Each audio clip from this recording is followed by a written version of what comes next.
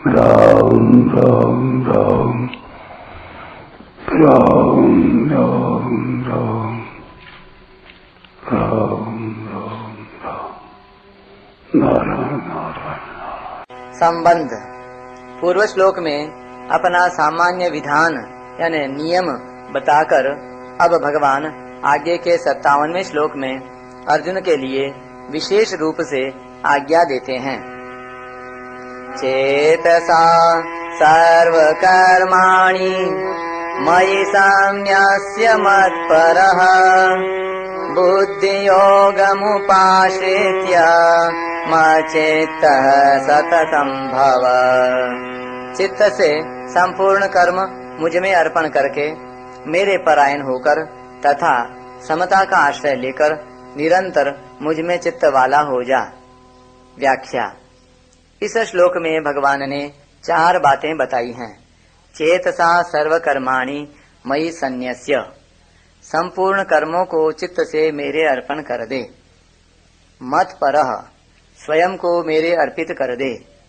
बुद्धि योगम उपाश्रित्य, समता का आश्रय लेकर संसार से संबंध विच्छेद कर ले।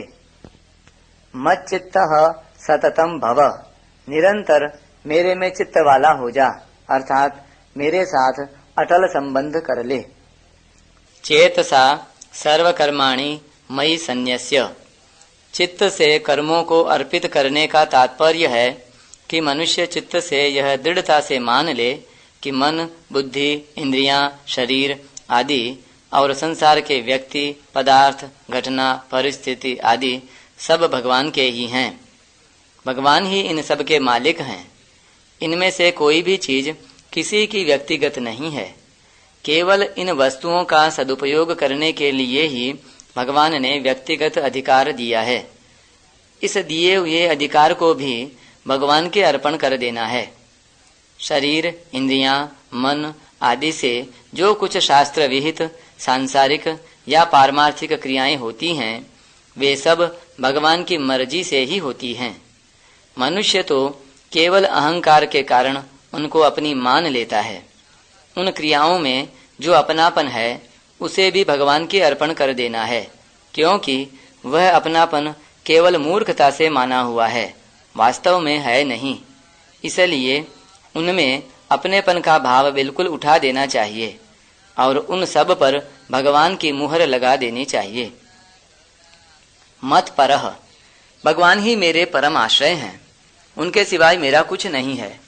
मेरे को करना भी कुछ नहीं है, पाना भी कुछ नहीं है, किसी से लेना भी कुछ नहीं है, अर्थात देश, काल, वस्तु, व्यक्ति, घटना, परिस्थिति आदि से मेरा किंचन मात्र कोई प्रयोजन नहीं है। ऐसा अनन्य भाव हो जाना ही भगवान के परायण होना है। एक बात खास ध्यान देने की है। रुपए, पैसे, कुटुंब, शरीर आदि को मनुष्य अपना मानते हैं और मन में यह समझते हैं कि हम इनके मालिक बन गए, हमारा इन पर आधिपत्य है। परंतु वास्तव में यह बात बिल्कुल झूठी है, कोरा वहम है और बड़ा भारी धोखा है। जो किसी चीज को अपनी मान लेता है वह उस चीज का गुलाम बन जाता है और वह चीज उसका मालिक बन जाती है। फिर उस चीज के बिना वह रह नहीं सकता। अतः जिन चीजों को मनुष्य अपनी मान लेता है वे सब उस पर चढ़ जाती हैं और वह तुच्छ हो जाता है। वह चीज चाहे रुपया हो, चाहे कुटुंबी हो, चाहे शरीर हो, चाहे विद्या, बुद्धि आदि हो, ये सब चीजें प्राकृत हैं और अपने से भिन्न हैं, पर हैं। इनके अधीन होना ही पराधीन होना है। भगवान स्वकीय हैं, अपने हैं। उनको मनुष्य अपना मानेगा तो वे मनुष्य के वश में हो जाएंगे। भगवान के हृदय में भक्त का जितना आदर है उतना आदर करने वाला संसार में दूसरा कोई नहीं है। भगवान भक्त के दास हो जाते हैं और उसे अपना मुकुट मणि बना लेते हैं। मैं तो हूँ भगतन का दास, भगत मेरे मुकुट मणि। परंतु संसार मनुष्य का दास बनकर उसे अपना मुकुट मणि नहीं बनाएगा। वह तो उसे अपना दास बनाकर पद दलित ही करेगा। इसलिए केवल भगवान के शरण होकर सर्वथा उन्हीं के परायण हो जाना चाहिए। बुद्धि योगम उपाश्रित्य। गीता भर में देखा जाए तो समता की बड़ी भारी महिमा है। मनुष्य में एक समता आ गई तो वह ज्ञानी, ध्यानी, योगी, भक्त आदि सब कुछ बन गया। परंतु यदि उसमें समता नहीं आई तो अच्छे अच्छे लक्षण आने पर भी भगवान उसको पूर्णता नहीं मानते। वह समता मनुष्य में स्वाभाविक रहती है। केवल आने जाने वाली परिस्थितियों के साथ मिलकर वह सुखी दुखी हो जाता है। इसलिए उसमें मनुष्य सावधान रहे कि आने जाने वाली परिस्थिति के साथ मैं नहीं हूँ। सुख आया, अनुकूल परिस्थिति आई तो भी मैं हूँ, और सुख चला गया, अनुकूल परिस्थिति चली गई तो भी मैं हूँ। ऐसे ही दुख आया, प्रतिकूल परिस्थिति आई तो भी मैं हूँ, और दुख चला गया, प्रतिकूल परिस्थिति चली गई तो भी मैं हूँ। अतः सुख दुख में, अनुकूलता प्रतिकूलता में, हानि लाभ में मैं सदैव ज्यों का त्यों रहता हूँ। परिस्थितियों के बदलने पर भी मैं नहीं बदलता, सदा वही रहता हूँ। इस तरह अपने आप में स्थित रहे। अपने आप में स्थित रहने से सुख दुख आदि में समता हो जाएगी। यह समता ही भगवान की आराधना है। समत्वमाराधनमच्युतस्य। इसीलिए यहाँ भगवान बुद्धि योग अर्थात समता का आश्रय लेने के लिए कहते हैं। मच्चित्तः सततम भव। जो अपने को सर्वथा भगवान के समर्पित कर देता है, उसका चित्त भी सर्वथा भगवान के चरणों में समर्पित हो जाता है। फिर उस पर भगवान का जो स्वतः स्वाभाविक अधिकार है वह प्रकट हो जाता है, और उसके चित्त में स्वयं भगवान आकर विराजमान हो जाते हैं। यही मच्चित्तः होना है। मच्चित्तः पद के साथ सततम पद देने का अर्थ है कि निरंतर मेरे में यानी भगवान में चित्त वाला हो जा। भगवान का निरंतर चिंतन तभी होगा जब मैं भगवान का हूँ। इस प्रकार अहंता भगवान में लग जाएगी।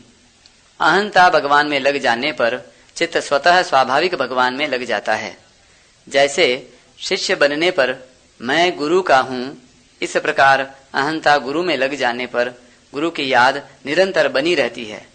गुरु का संबंध अहंता में बैठ जाने के कारण इस संबंध की याद आए तो भी याद है, और याद न आए तो भी याद है, क्योंकि स्वयं निरंतर रहता है। इसमें भी देखा जाए तो गुरु के साथ उसने खुद संबंध जोड़ा है, परंतु भगवान के साथ इस जीव का स्वतः सिद्ध नित्य संबंध है। केवल संसार के साथ संबंध जोड़ने से ही नित्य संबंध की विस्मृति हुई है। उस विस्मृति को मिटाने के लिए भगवान कहते हैं कि निरंतर मेरे में चित्त वाला हो जा। साधक कोई भी सांसारिक काम धंधा करे तो उसमें यह एक सावधानी रखे कि अपने चित्त को उस काम धंधे में द्रवित न होने दे। चित्त को संसार के साथ घुलने मिलने न दे, अर्थात तदाकार न होने दे। प्रत्युत उसमें अपने चित्त को कठोर रखे, परंतु भगवान नाम का जप, कीर्तन, भगवत कथा, भगवत चिंतन आदि भगवत संबंधी कार्यों में चित्त को द्रवित करता रहे, तल्लीन करता रहे, उस रस में चित्त को तरांतर करता रहे। इस प्रकार करते रहने से साधक बहुत जल्दी भगवान में चित्त वाला हो जाएगा। काठिन्यम विषये कुर्याद द्रवत्वम भगवत पदे उपायैहि शास्त्र निर्दिष्टैरनुक्षण मतो बुधः। प्रेम संबंधी विशेष बात। चित्त से सब कर्म भगवान के अर्पण करने से संसार से नित्य वियोग हो जाता है, और भगवान के परायण होने से नित्य योग यानी प्रेम हो जाता है। वास्तव में संसार के साथ कभी संयोग हो नहीं सकता, उसका तो नित्य ही वियोग रहता है। जैसे मन में किसी वस्तु का चिंतन होता है तो वह उस वस्तु का माना हुआ संयोग है, जिससे उस वस्तु के न मिलने का दुख होता है। जब वस्तु बाहर से मिल जाती है तब उस वस्तु का भीतर से वियोग हो जाता है, जिससे सुख होता है। ऐसे ही किसी कारण से बाहर से वस्तु चली जाए, नष्ट हो जाए, तो मन से उस वस्तु का संयोग होने पर दुख होता है, और विवेक विचार के द्वारा यह वस्तु हमारी थी ही नहीं, हमारी हो सकती ही नहीं, इस प्रकार वस्तु को मन से निकाल देने पर सुख होता है। तात्पर्य यह है कि भीतर से संयोग माना तो बाहर से वियोग है, और बाहर से संयोग माना तो भीतर से वियोग है। अतः वास्तव में संसार के साथ नित्य वियोग ही रहता है। मनुष्य केवल भूल से संसार के साथ संयोग मान लेता है।